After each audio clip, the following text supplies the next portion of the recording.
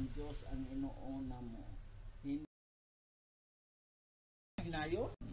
Kapatid, palagi mong tandaan, Lord, walang mabibigo kapag ang Diyos ang inuuna mo.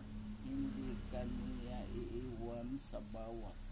Lord, magtiwala ka lang sa Panginoon sa tanan oras. Lord, ilayo mo kami sa mga sakit o disgrasya. Kami tanan. Lord, labi na ang ako mga apo nga si Fiona og Nilmar. JL, bantayan mo sila, Ginoo. Lord, gabayan at protektahan.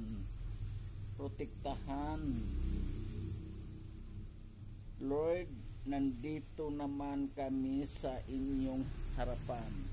Lord, kami po ay humihingi ng kapatawaran sa inyong gabay sa proteksyon.